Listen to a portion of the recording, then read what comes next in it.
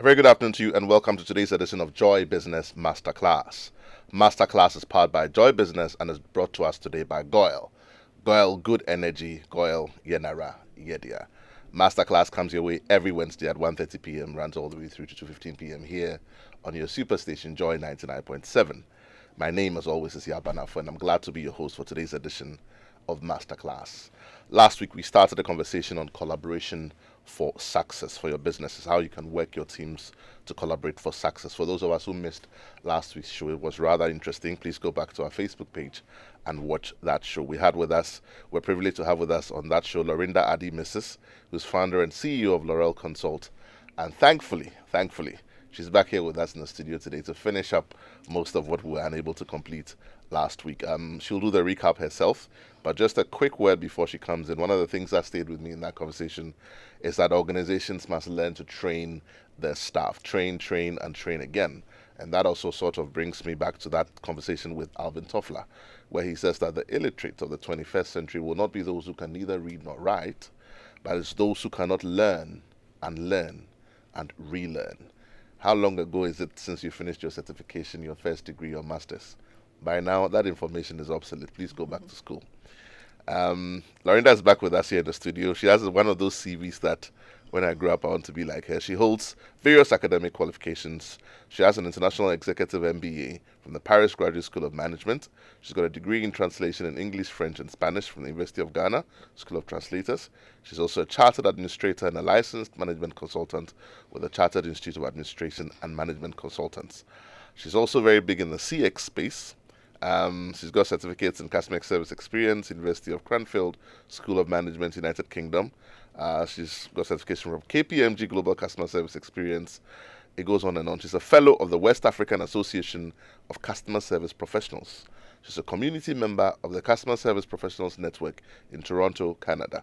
I hope I said it right. So you don't say Toronto, say Toronto, Canada. And she's also an associate member of the Customer Service Professionals in Ghana. My guest for this afternoon, Laurenda Addy, Mrs. CX Consultant, founder and CEO of Laurel Consult. Laurenda, today I say I won't talk too much. Thank you very You're much. welcome to the conversation. Thank you so much. Last week we started something on collaboration for success. I know we were very excited in that conversation, and there was a lot more we were unable to share. So hopefully today we're able to catch up on that. Maybe Sure. you start with a quick recap, and then you take us straight into today's content. So, good afternoon, our listeners and those watching us on Facebook. Good afternoon to you all. Thank you for tuning in again today.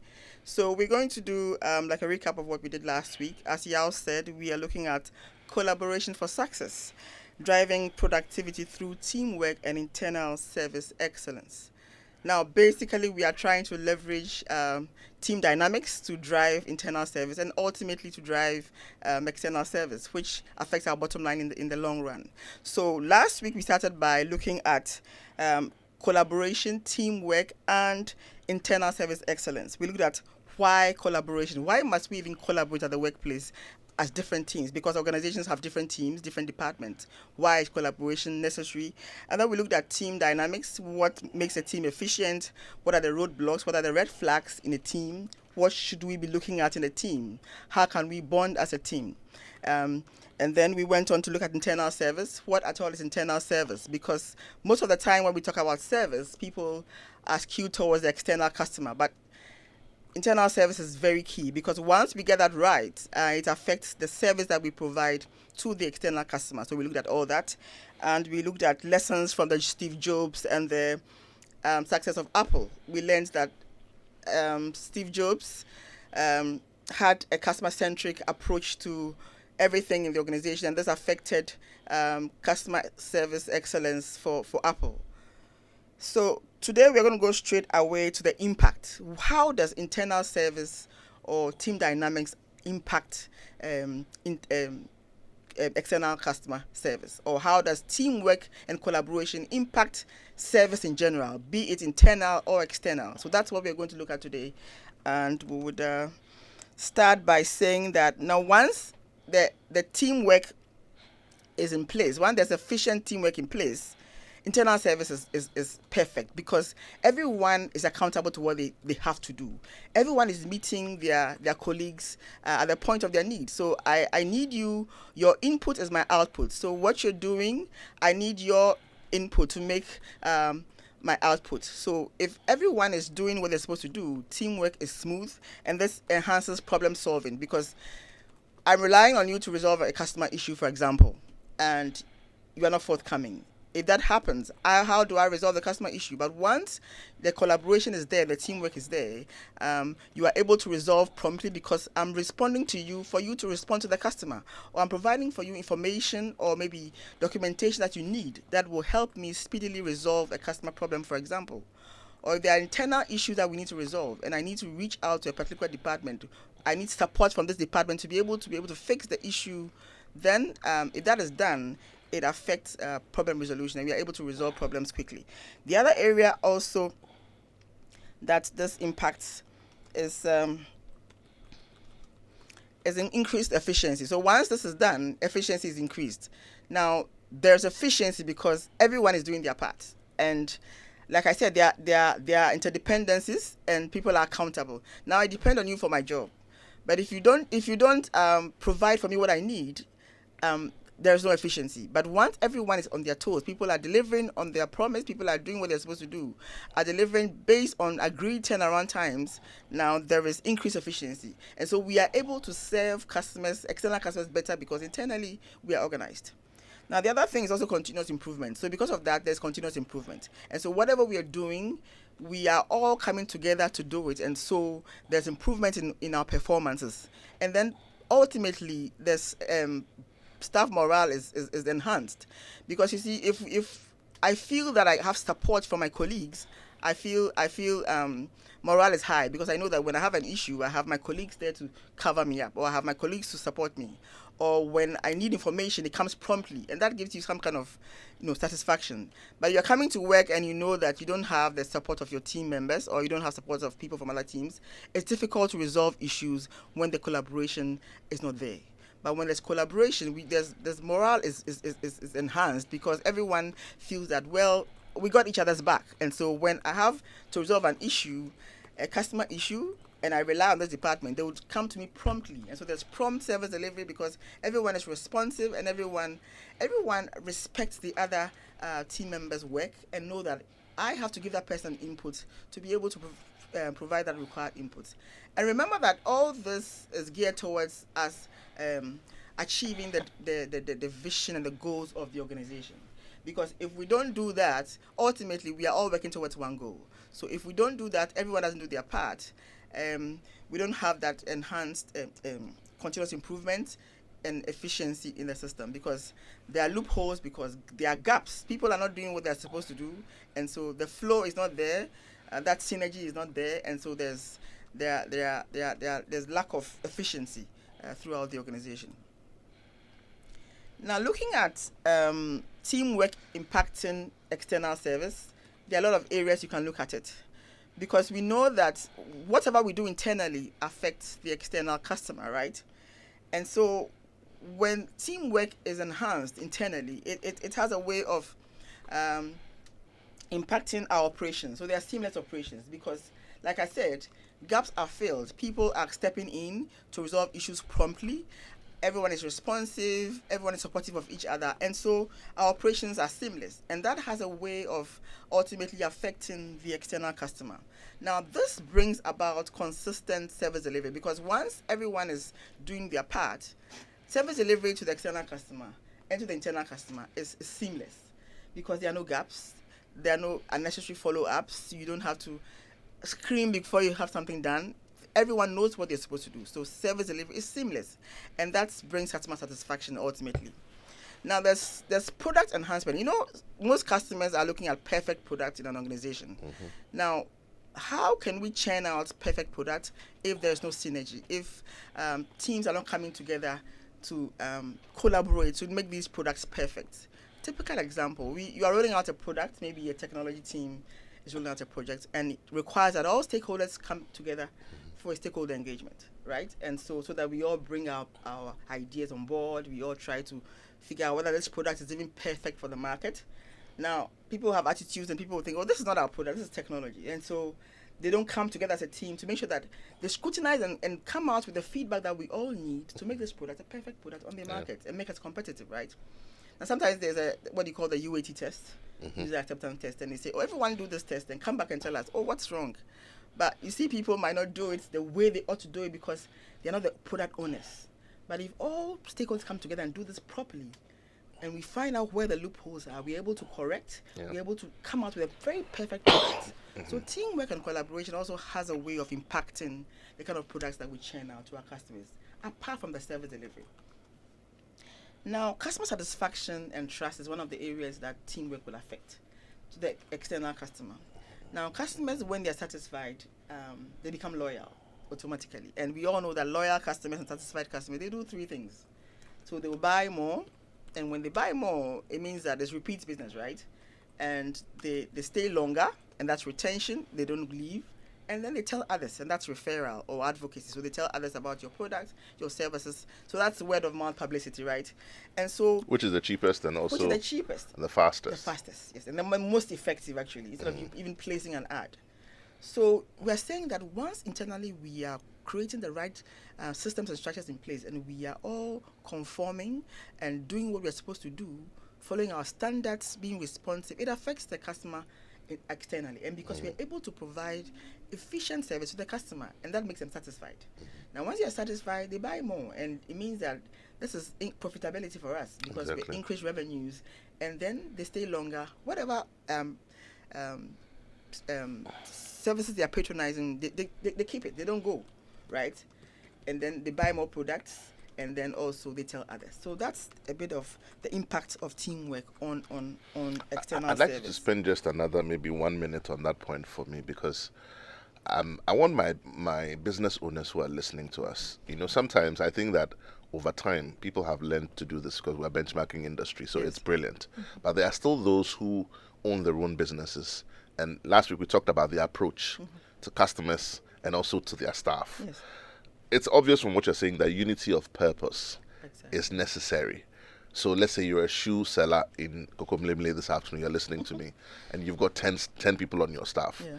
How important is unity of purpose for the collaboration conversation? Sometimes people use fear and threat and I'll sack you and I won't pay you and all that. They'll do it because they're afraid, but you can get more if you're on the same page with them. Just spend about a minute on that for me, if you will. So it's all about collaboration, like we said. Yeah. And so you need to bring your team together to drive this unity of purpose you talk about. And like I said last week, it's a matter of actually culture. What is the culture of the organization? The culture is that we have standards in place. Everybody follows the standard. We have standards. We have standards that we all have to follow as a team. We have goals, which we also, I think we drive your teams together to be able to bring the required results, to make everybody be on board. I suppose where I'm going with this is that shouldn't our business owners make it equally as important, the objective, to explain to their staff where we are going? Exactly. We are not selling shoes. We're selling convenience. Exactly. Yes. We're selling alternatives. We're selling value. You need to get all of them to be in the same frame of mind. Because if they think that we're just selling shoes, when it's 30 minutes to 5 o'clock, they will close the shop and they'll go home.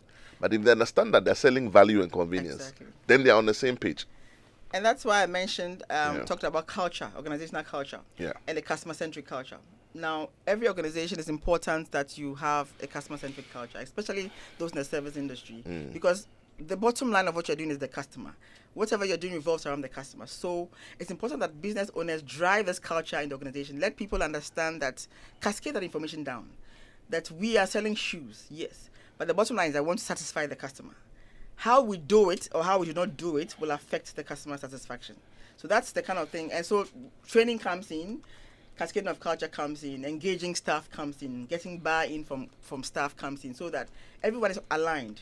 Now, the word here is being aligned because this is where the organization is going, and this is where we all have to go. So I think that culture change is very important. Driving customer-centric culture is important, and this must be driven from the top. And so that every staff understands that this is where we are going. That we are not just, this is not just a product we are offering, but we're also offering service, excellent service delivery. And the customer is, we are in business because of the customer. And so how do we ensure that the customer is satisfied? So that kind of conversation is something that business owners must have with their teams. Because people lack that understanding, and they think that, well, I'll do it anyhow or internally, and it doesn't really matter. But the ultimate is the customer, and that's Indeed. what we all have to look at. Indeed. I just wanted us to make that point strongly because people need to understand. Okay, I'm sure there's a lot more. Yes. I've written my questions down, so when we get interactive, I'm sure I'll ask them. Okay, so we talked also about how I was talking about how internal service and teamwork and everything will affect the external customer. And I'm looking at seamless operations. I just spoke about the product and the service delivery, which I just spoke about, and then customer satisfaction. And then there's the issue of also quick resolution process, because once we fix internal issues and we are all aligned internally, we're able to resolve customer issues promptly, because it will avoid all the delays and all the escalations and all that, because everyone knows what to do. I don't need to tell you or escalate before somebody acts. Everyone knows that this is what I'm supposed to do. I need to respond to this within 48 hours, and they do it. So it avoids a lot of back and forth. And so there's quick resolution. So our complaints resolution rate is affected, is reduced, and customers are happy. And you have peace of mind to work also. Exactly. Yourself, yes. So I want to look at the case study of, Ritz Carlson Hotel. Now, that Ritz Carlson is one of the global leaders in the hospitality industry, and I think they do well in customer experience. Now, their background is that they really focus on internal service, and they focus on teamwork. Now, they build teams together to be able to provide. So all across the world, Ritz Carlson hotels are doing well because they collaborate in teams, and that has affected their service delivery, and that has created their brand. And so when you mention Ritz Carlson, you know that when you enter there, teams are collaborative. Now, when you have an issue, everyone comes on board to make sure that the issue is resolved and promptly. And so that's the kind of thing. And there's one thing they actually do that is very, very significant. They have daily lineups, like daily check-in meetings or stand-up meetings for the different teams. And so you all come together as a team, 15 minutes, 10 minutes. You talk about updates. You give updates to each other. You get to know what the other person is doing on the team. And then you also, the time for you to also congratulate people who did well, maybe in previous projects, or pat someone on the back. So it's like a motivation. A motivation, bonding kind of lineup meetings they have, and this really bonded them, the various teams. And so every day, everyone is we are watching our back. I'm watching your back. You're watching my back. So in the meetings, I come and say, "Oh, this person did so well in the previous," and that we all learn from the person. Everybody shares updates, so we are sharing information. Yes, we are motivating each other, and that really helps. So all teams come together. This is something that we all can do in our various teams. Right. Probably if not daily, maybe weekly. Something that so that we all come together. And if the organization has like a service pledge, that's the time for us to say it and renew our commitments to excellence if they have. I like that point that you've just made, and I think that my recommendation to our listeners this afternoon, business owners, is that try and have these quick meetings with your teams. It doesn't need to be a big meeting, a big staff meeting where we are coming to report somebody, we are coming to do, but just these.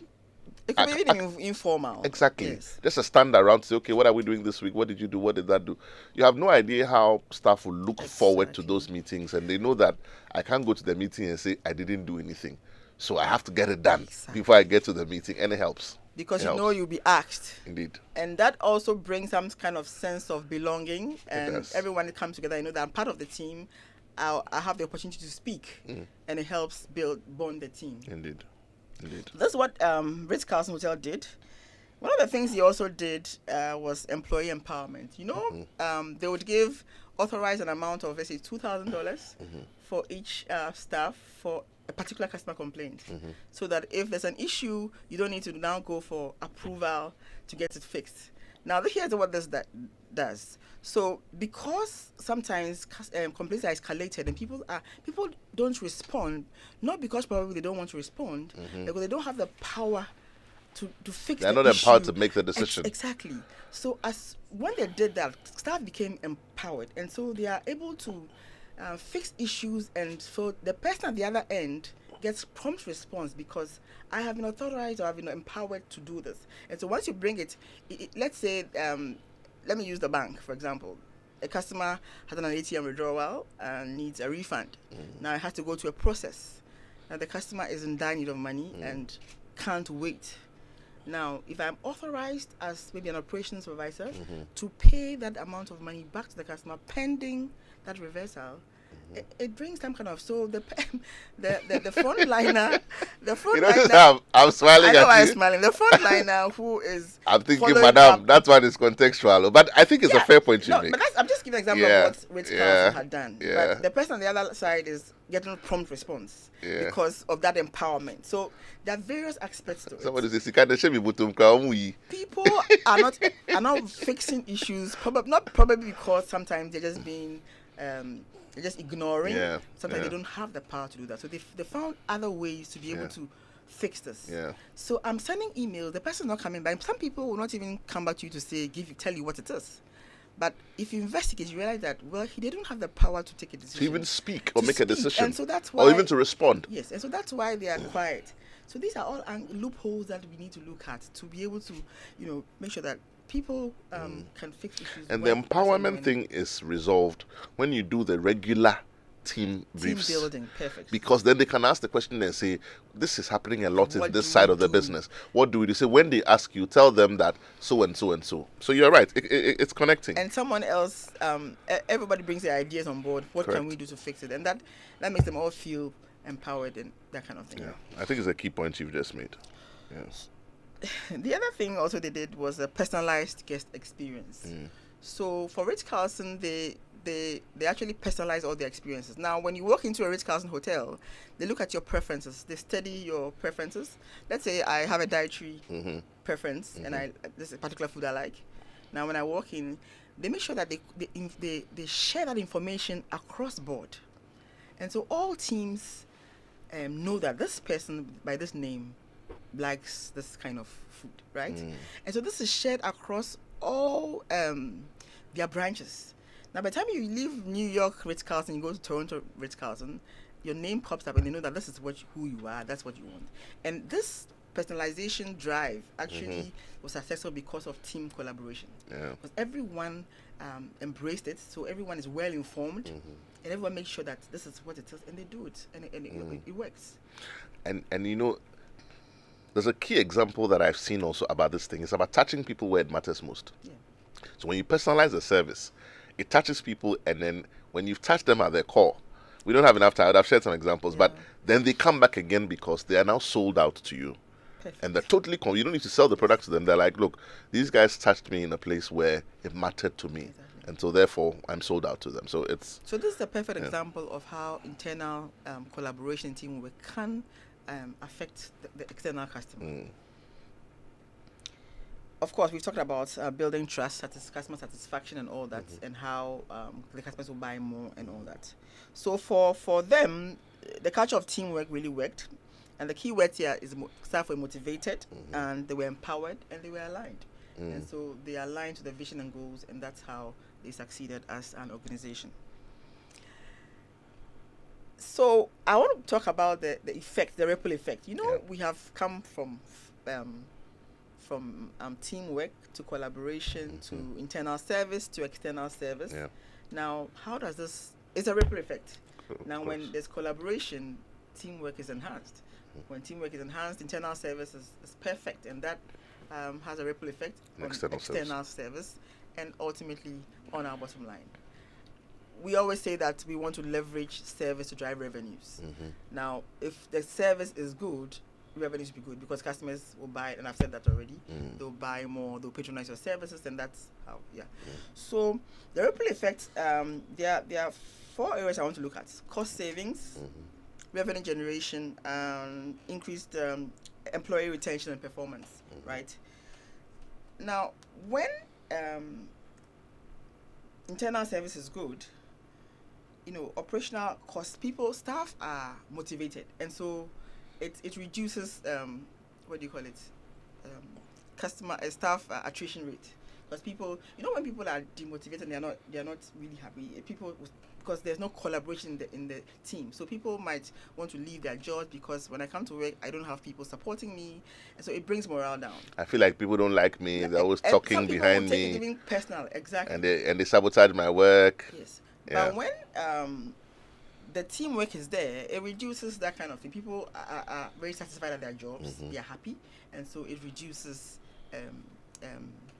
what do you call it? Employee Attrition. and then there's Right. retention. Right. And then for the external customer, it also reduces the churn rate. Customers are not leaving because what you did internally has affected them as well, Yeah. and so they are also happy they're not leaving. And so we are saving costs. Now for the staff side, you are saving recruitment costs because people are not leaving and they're preserving their jobs. Exactly. And it actually has a long way to impact on the image of the organization and the brand as well, because people are speaking well of the organization. People are not, when there's a lot of staff attrition, there's a lot of talk about what goes on internally. So it's like maybe there's a problem internally. That's why people are. Why people are leaving. So the brand itself has a way of affecting the brand of the organization. Okay. And the other thing is revenue generation also. I spoke about the way when we collaborate, we are able to come together to churn out perfect products. Yeah. And that is also an area that, so if you have a good product, customers will patronize it anyway. And so that brings about increased revenue. I think that becomes a significant ripple effect. Ripple effect, yes. So that is a ripple effect. Now your market position, you become a leader in the market, obviously, because ultimately there's competition, and so there are several such businesses in your industry. And when once you put all these in place, you become a market leader, and then your brand is out there as for satisfaction. Just the way we refer to an Amazon or a R Carlson, or maybe the way you also become like the brand that people The are go-to brand. The go-to brand. And I think I'm linking this back to what's happening in the business terrain lately. Reference customer experience, where we talk about the experience and not the service. And I remember I've said that repeatedly because that transition is not just Now, English words. I'll explain. Yeah. Please do for me, because people need to understand. Like Maya Angelou said, people will forget what you gave them, but they'll never forget how you made them feel. So the two words still apply. There's customer service and there's customer experience. Okay. Now, customer service is when you walk into a branch, when you walk into a shop, what the shop attendant or what the customer service officer at the bank or the branch does for you is a service. And they're serving you, right? That's correct. That's correct. So that still holds. But all the interactions of the customer sums up to be the experience. So the service I receive at the front line, the service I receive when I go in the car park, at the car park, security. the service I receive when I use your touch point, your channels, your digital channels, is all the experience that I have. So it's a sum total of all your. The service I receive when I ring your toll lines. Does Does somebody say, "Hello, good afternoon, you're welcome to so and so company, how may I help?" Or say yes? The service I receive when I call the call You center. say, So that is the experience. Yeah. So the experience is kind of your whole journey as a customer of that bank, through all the touch points. The service I receive, what experience does it give me? So customer service is actually operational. It is what is being done for the customer, hands on. I'm serving you. You want to open an account? You came in, I helped you. You enter a telco. You want to buy a SIM card? I helped you. You came to a shop. I am serving the customer. But while serving the customer, what experience does the customer have? Long waiting times. Exactly. No one is saying anything to me. What is the what No went communication. wrong? How long did it take for you to open the account? That is the experience. Did I have to call several times before I had my account number? Did I feel like I was begging you to do something? Yes. Or You are doing me a favor. Were you smiling to the attendant? Did the attendant smile? Or it was like she was doing me a favor? That's the experience. Or was the person typing on your phone while I was standing? And ignoring you as if you didn't exist. That is the service. Yeah. But that's the experience. But Yes. the person is supposed to be serving you. Exactly. So the two words are still, people use interchangeably, but that's actually the difference. The experience is what really matters. Right. Because people will always remember the experience they had. True. Now you can turn that experience around by correcting the wrongs. Maybe you did something wrong and you can just turn the customer experience. But sometimes the experience is so and the customer it walks away with that experience, and it's difficult to change their perception. And so customer experience is very important. So serve the customer, yes, but how do you serve the customer? Yeah. That's where... You're talking about experience being important, and my mind is going to a few examples where if someone has been to a particular place and they've had a service offered to them, and then you're asking them, oh, where can I get this perfume to buy? They say, oh, I hear there's a shop on Kokomlemle. They say, don't go to that shop, go to this one. You say, why? You say, they're not people have different touch points of experience. Yes. And I spoke about referrals. Yes. And when the customer is satisfied, Indeed. He tells other people. Indeed.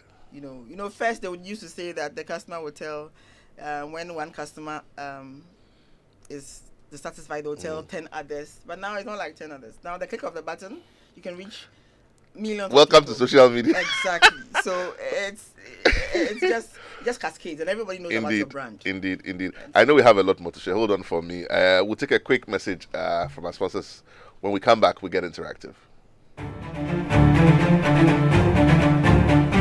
Your favorite on-air business development program, Joy Business Masterclass, is in session, and you can interact with us on Facebook via the Joy 99.7 FM or Joy Business pages. If you tweet, the handle is at Joy 997 FM or at Joy Business GH. Don't forget to hashtag JB Masterclass. You can also call us on 0302 216541 or send your questions and contributions through to the WhatsApp number 0551 111997, and our facilitators will address your concerns.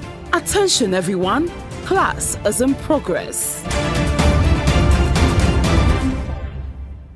Welcome back. If you've just tuned in, this is Masterclass here on your superstation Joy 99.7. Phone lines are now open. Numbers to call 0302 216 541. That's 0302 216 541. You can also send us your comments on 055 11997. We're here in the studio with Laurenda Addy, Mrs. CX consultant and founder and CEO of L'Oreal Consulting. We're talking about collaboration for success. Today's edition of Masterclass is brought to us by Goyle. Goyle, they say good energy. Goyle, Yenara, Yedia. Goyle, your CIMG Hall of Fame and 2022 Petroleum Company of the Year, has taken the lead again. Goyle has opened ultra-modern liquefied petroleum auto gas service stations. The modern auto gas service station is safe, clean, and offers affordable alternative fuel for your vehicle. So look out for the Goyle Auto Gas Station in the following areas: Bema Camp Goyle Service Station, Accra; Kweshi Goyle Service Station, Accra; Pedu Junction Goyle Service Station, Cape Coast; Mpintin Goyle Service Station, Takrade; Kentin-Krono Goyle Service Station, Kumasi. Goyle, delivering the safest and affordable gas at your convenience. Goyle, good energy. Goyle, Yedara. Yeah, their phone lines are now open. Numbers to call 0302 216 541. That's 0302 216 541. You can also send us your comments on 055 11997. If you're driving, please do not text while you drive. We definitely want you to arrive alive. Pick up that phone, give us a call. Let's have that conversation. What do you do in your company? What's your experience? What teams do you belong to? What's the collaboration like? Is it a team that you work together? Is it a team that everybody's snitching on everybody? Is it a team in which you cannot make a mistake? You're all working on eggshells around each other. Whatever the experience is, pick up that phone. Let's share some thoughts here. Numbers to call 0302 216 541. You can send us your comments on 055 11997. So while we're waiting for those phone lines to ring, I have a question for you, Laurenda. How can, sometimes in a company, there are people who are there and they're like, Charlie, me, I came to do this job, I'll do it and go home, I don't care about anything. How can silo mentality, okay, I'll hold my question. I've got one on social media. This one is from Jumobi Lakai. Jumobi Lakai says, how true is the saying, the customer is always right? How true is that saying? Okay. Thank you for reaching out to us, Jumobi. Please keep your comments coming. Thank you very much. So the customer is always right. This is a saying that wasn't meant to be literal. Now, we're not saying that the customer is always right, because the customer might be wrong. But what we are saying is that treat the customer as if they were right. Because a customer walks in and maybe it's his fault, but they're irate and they're angry about something that happened. But when you drill down, you realize that the customer had caused it. It was a customer-induced problem, right? But treat the customer. You are not going to vent back at the customer because they caused it. you are going to treat them as if they were your customer. Because the thing is, even if they are wrong, they're the reason why you have a business. They're the reason why you have a job. So suck it up. So yes, so absorb it and treat them as though they were right. Right. But literally, it doesn't mean that they never go wrong. So let's just say that. So you tone them down. Yeah. You talk to them and explain to them maybe what went wrong. But you don't face them boot to boot and say, "Oh, you did this wrong." Make it can be a and then this is what you did, and this is what's caused. I have a lot of things to say about that, but I've got another comment. Francis from Oyarifa. Francis, thank you for reaching out to us. Francis says, we run a medium-sized catering company, and we tend to suffer a lot of bullying and disrespect from our clients. This affects our frontline staff very negatively, and hence the customer service delivery. How do we go around this challenge, which is the bane of the hospitality industry in Ghana? This is Francis from Oyarifa. Francis says, I don't know if Francis, I don't know if you want me to say this one. Okay, Francis, I've seen it, but I will say it. I think that for the purpose of my producer is looking at me, I will say it. But please, he wants to know how they can deal with that issue. So the frontline staff are abused by customers. Yes. Yes. So I think they need to go to the bottom line of it, the bottom of it. Why does it keep happening? Why is this happening? There might be a root cause they haven't looked at. So drill down and say what happened and why are customers doing that.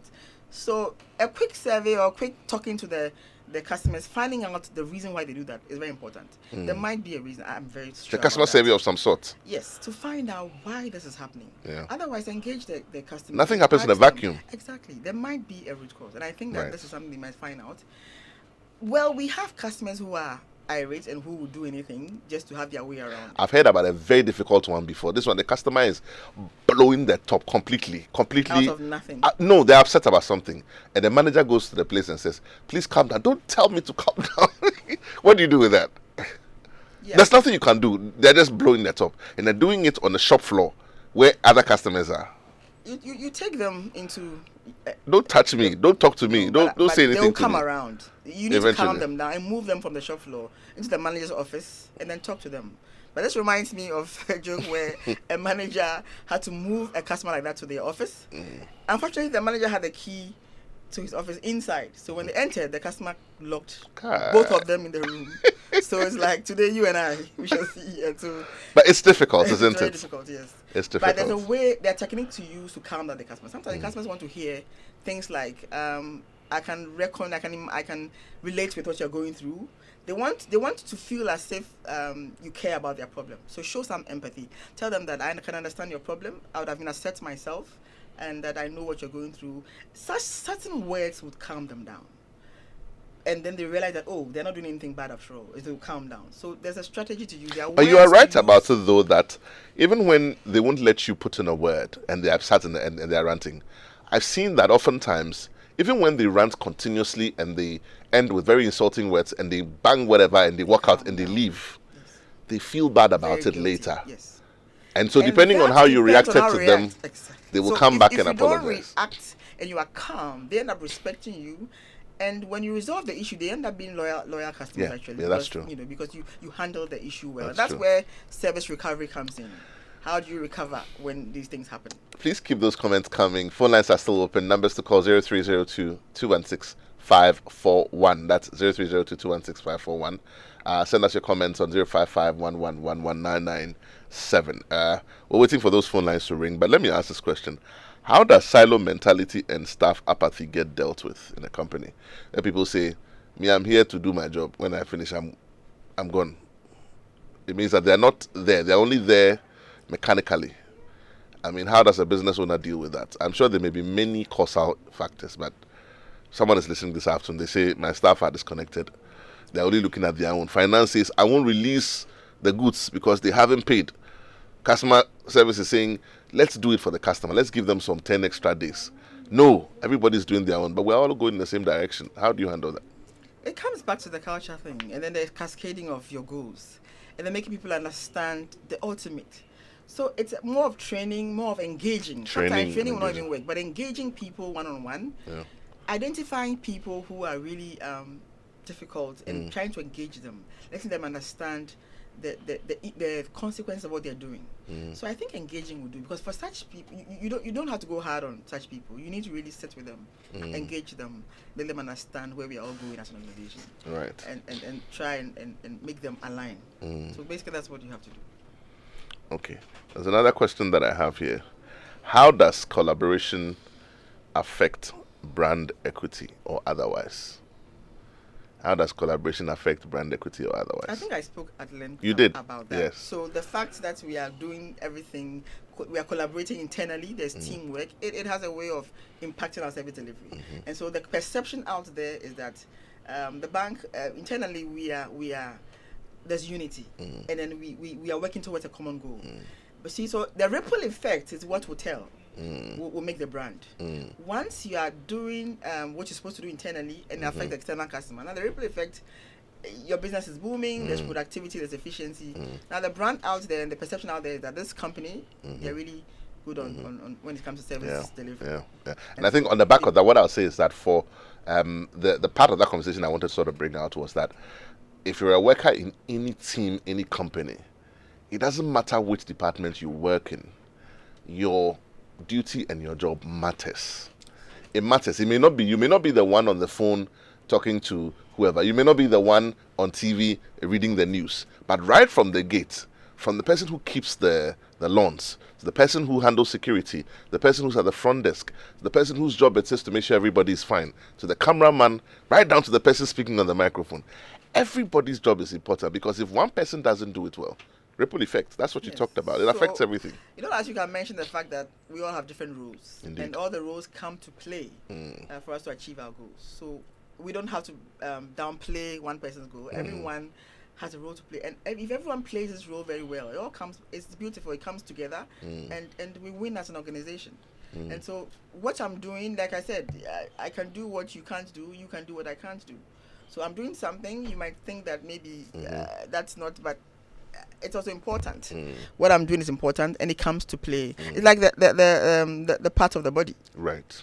Every part of the body has a role that they play. Indeed. You might say that this one is a small part, but it has a role. Without that part, you cannot have the whole. That's correct. That's very important. That's correct. I have one more question, but phone lines are still open. Maybe I can take just one more phone call before at the end of today's conversation. Numbers to call 0302 216 541. That's 0302 216 541. Or you can send us your comments on 05511 Just also remind us that today's edition of Masterclass is brought to us by Goyle.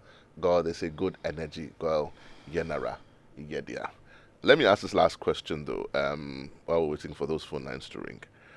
Do you suppose that bonding activities which take place outside of the work environment can help foster? I mean, it doesn't matter what form it takes. It could be a simple thing as meeting and eating kinky together on a Saturday. Or it could be a simple thing like meeting and just rewarding everybody with whatever, maybe like a gift, small gifts to say, oh, you attended to the highest number of customers this week. You did this significant thing. You did that, and you also supported this.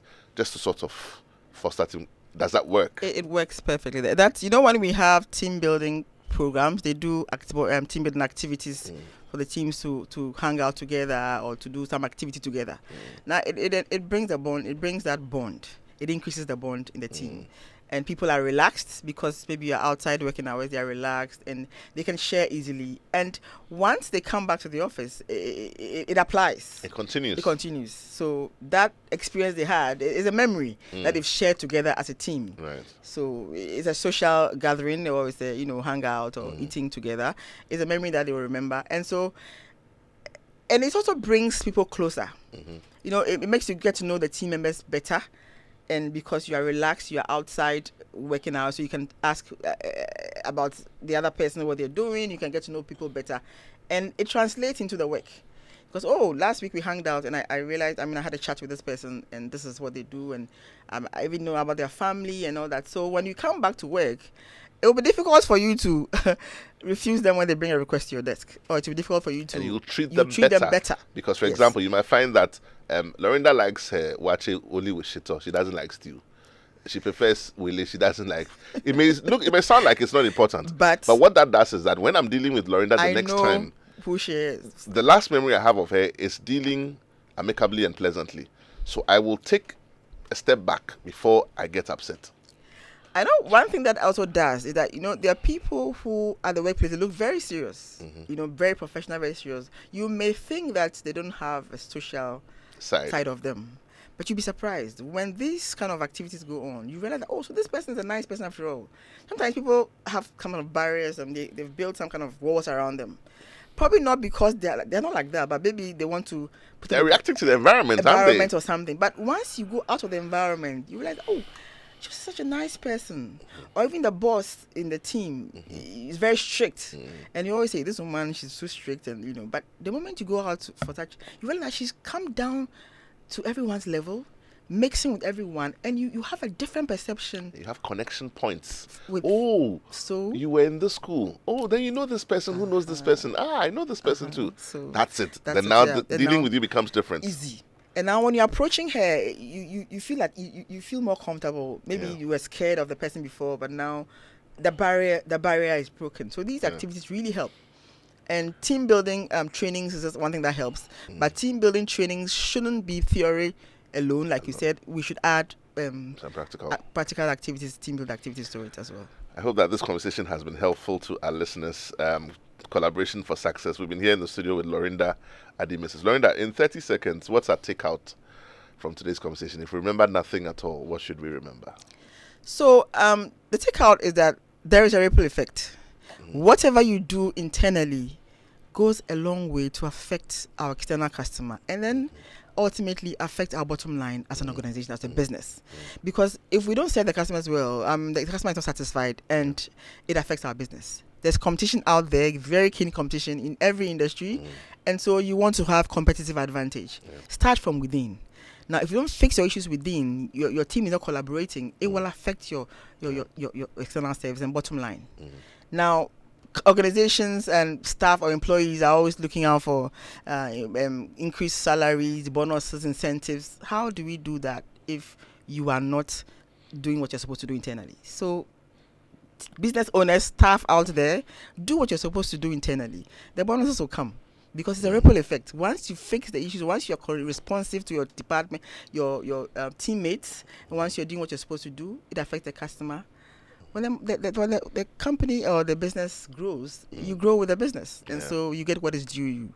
So that's just the way. I like what you just said. Leaders should lead, and team members should collaborate and work together. Yes. Laurenda Addy, CX consultant, founder and CEO of Laurel Consult, sharing thoughts with us here on Masterclass today, talking about collaboration for success. Thank you so much for joining us. We'll see you same time next week.